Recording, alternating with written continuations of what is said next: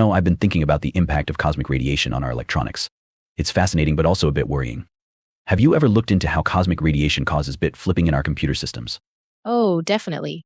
Bit flipping due to cosmic radiation is a significant concern, especially as we continue to miniaturize our electronic components. It's one of those hidden issues that not many people think about, but it has real-world implications, particularly for industries relying on high-reliability computing like aerospace and telecommunications.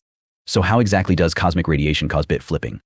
I know it has something to do with particles hitting the circuits, but what's the detailed process?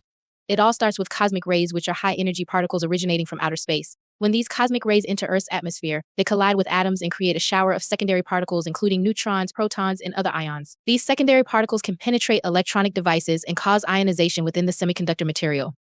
Right, so these particles are capable of altering the state of the bit stored in the memory cells. Exactly.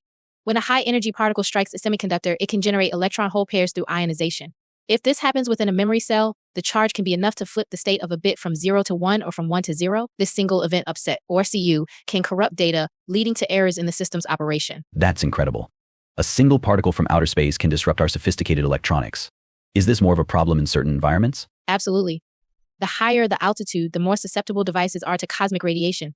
This is why aircraft and spacecraft are particularly vulnerable. At ground level, the Earth's atmosphere provides some shielding, but it's still a concern, especially for critical infrastructure and data centers.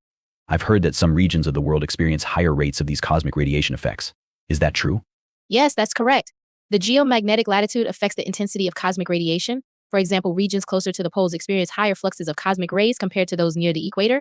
This is due to the way Earth's magnetic field deflects charged particles. Additionally, cosmic ray intensity can vary with the solar cycle, increasing during periods of low solar activity. So what measures can we take to protect our electronics from bit flipping caused by cosmic radiation? There are several strategies. One common approach is to use error-correcting code memory, which can detect and correct single-bit errors. This adds an extra layer of redundancy and helps ensure data integrity. For more critical applications, we might use triple modular redundancy, where computations are performed 3 times and the majority vote determines the correct result. That's interesting. What about shielding?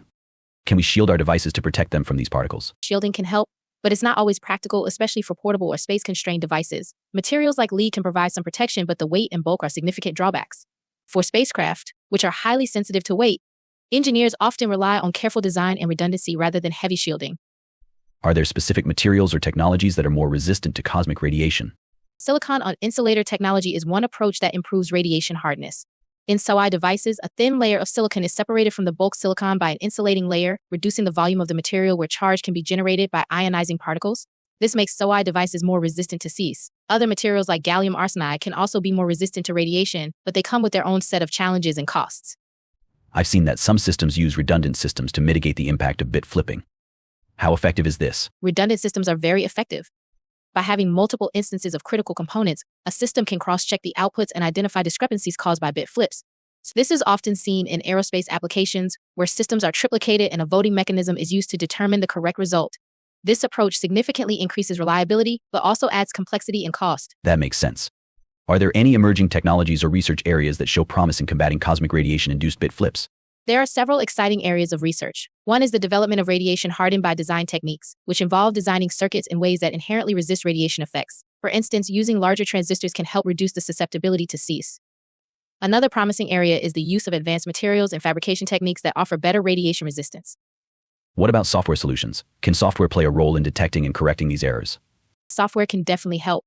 Error detection and correction algorithms are already widely used. For instance, critical software systems often incorporate checksums, parity bits, and other error-detecting codes to verify data integrity. Additionally, checkpointing, where a system periodically saves its state, can allow it to roll back to a known good state if an error is detected.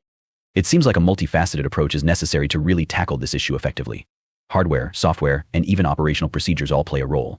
Absolutely, it's a systemic challenge that requires a holistic approach. For instance, in data centers, not only do they use ECC memory and redundancy, but they also monitor cosmic radiation levels and implement error logging to track and mitigate issues. In aerospace, the operational procedures include regular system checks and maintenance protocols designed to catch and correct any anomalies caused by radiation. It's fascinating to think that such a tiny particle can cause so much trouble.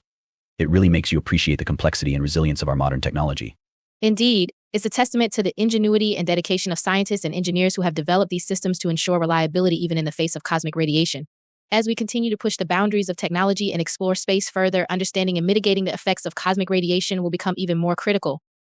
It's also a reminder of how interconnected everything is. What happens in the depths of space can have a direct impact on our technology here on Earth. Exactly. The study of cosmic radiation and its impact on electronics is a perfect example of interdisciplinary science where knowledge from astrophysics, materials science, and engineering converge to address a complex problem. It's an ongoing challenge, but one that drives innovation and improvement in our technology.